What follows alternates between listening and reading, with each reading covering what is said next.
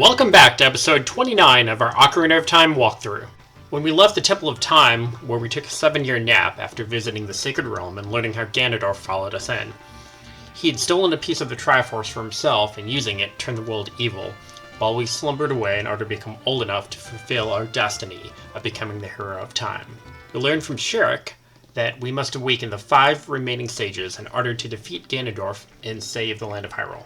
That means, of course, visiting 5 more dungeons, the first of which is the Forest Temple. But before we can go there, we're told that we need to retrieve an item from Kakariko Village. You'll notice some of the characters who were over in Castletown Market have moved over to Kakariko Village now. And these two guys are always joking around with each other. And the one in blue here says he saw Dampy the Gravekeeper sinking to his grave. It looked like he was holding some type of treasure. So that gives us a pretty good clue that we need to head to the graveyard and see if we can find the ghost of Dampy. You'll notice that building that was under construction 7 years ago on our left here is now completed. And there's the cuckoo lady, she's still there. But anyway, head on into the graveyard. If you remember, in that soft spot of soil when we were still a child 7 years ago, we planted a magic bean. So if you run back to wherever you planted a magic bean now, it has grown in 7 years and is magical, so it will fly. So we can go ahead and run up onto it, and it will lift us up to this higher ledge, and then jump off and roll into the crate there in order to collect heart piece number 18. Now jump down, and the gravestone, the first one with the flowers growing in front of it, that is the gravestone that you want to pull back.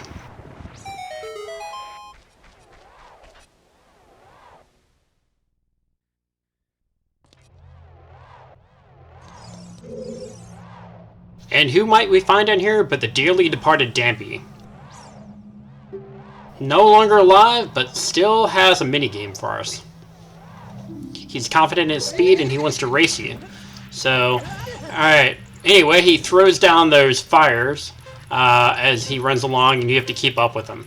The fires can be useful if you get lost from him. You can track the fire to find out which way he's going. So, if you see any rubies or parts of dead animals, you've gone the wrong way, so avoid that and then just keep following him. Be careful going around the corners because he'll drop fire near the corners as you make a turn, so try to take them a little bit wide but not too wide. If he gets too far ahead of you, then you'll get trapped at a door and the door will shut and then game over. Here you can make either a left turn or go straight. Do not go right. And then around this chasm, you'll have to go the long way around.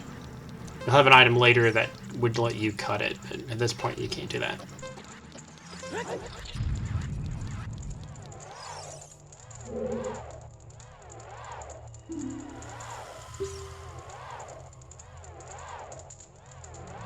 He says that we're very quick to have been able to keep up with him, and as a reward he will give you his treasure called the hookshot.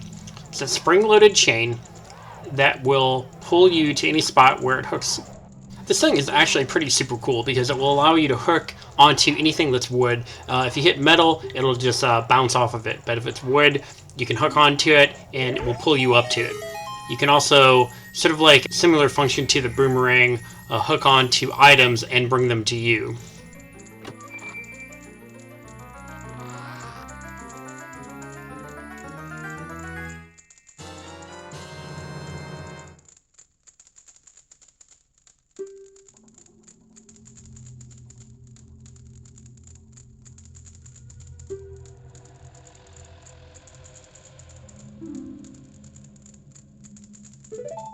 After acquiring the hookshot, the door behind us is now open and we can run through. And if you look at the giant block that's blocking our way here, it has the symbol of the Temple of Time. So that is a clue to play the Song of Time.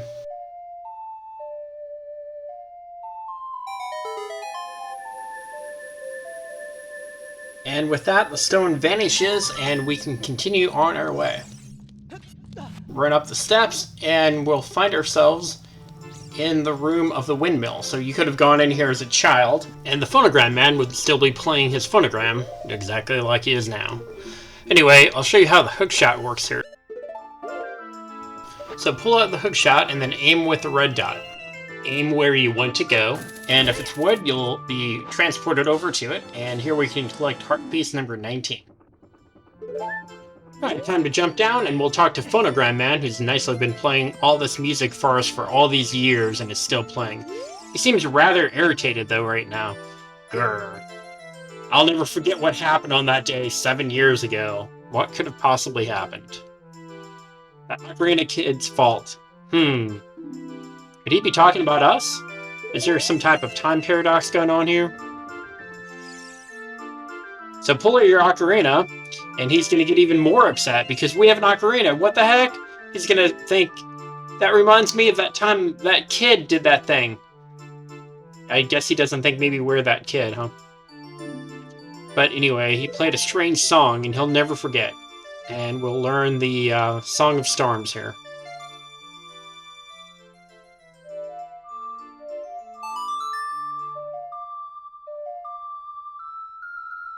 So he's actually teaching us the song that somehow we go back in time, played for him, and then messed up the windmill because it sped it up and messed up his tempo. Because now, in addition to it raining, the windmill will start spinning faster. So he's having a hard time playing his phonogram fast enough to keep up.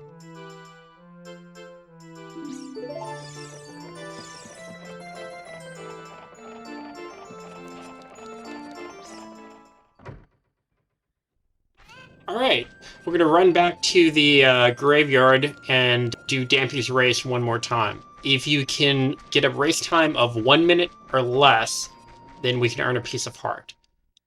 This is rather difficult. I think the last time I did it, I got 105. So you have to actually make almost a near perfect run. If you hit any fire or make any type of wrong turn, you're pretty much going to be done, and you'll have to start over again.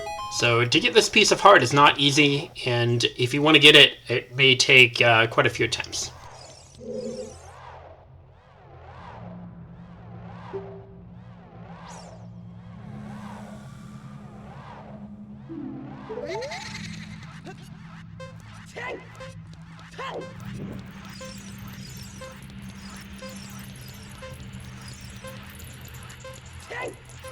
Rolling does help some, but be careful not to roll into his fire. Or roll into a wall, in which case you'll cost yourself time.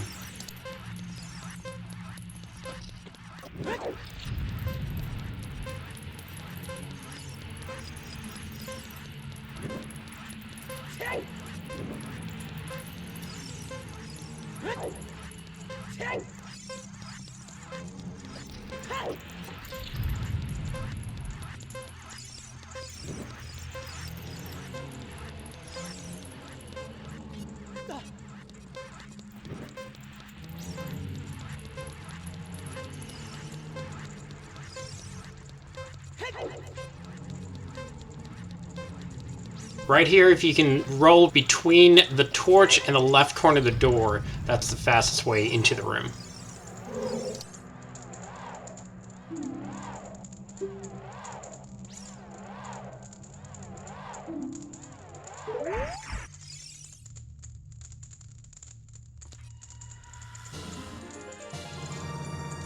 Alright, that is heart piece number 20, and will give us an entirely new heart container.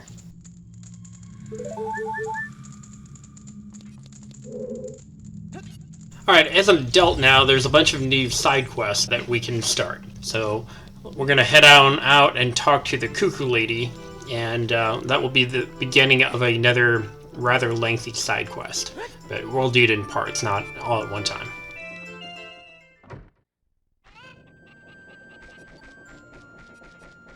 So if you remember the first time we talked to her, she was allergic to her cuckoos and they had all flown away. But now she's bred a new type of cuckoo that she's not allergic to and they don't give her goosebumps anymore.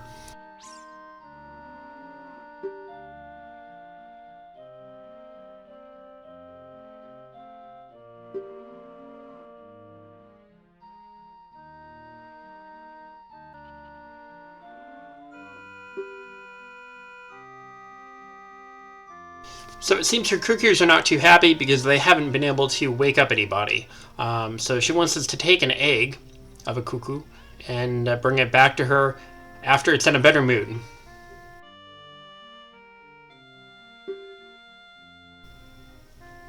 So what do we think? If we say no, then she's going to ask if we were pecked by a cuckoo when we were little, which I thought was kind of funny. But anyway, we'll go ahead and say yes, and we'll try it. And we'll get the pocket egg. And I guess these eggs do hatch overnight, so the next day we'll probably have a cuckoo.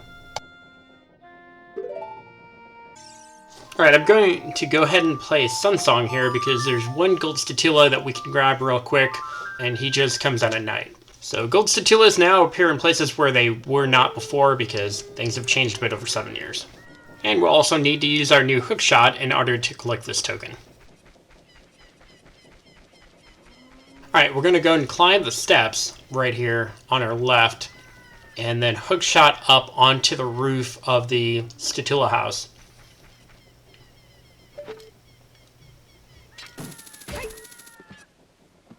Now if we turn around, we can hook shot back onto the roof of the cuckoo lady's house, and then run up all the way to the cliff there, and there's a gold statula. So you can use your hook shot both to kill the gold statula and also to grab the token. And for us, that will be token number 44.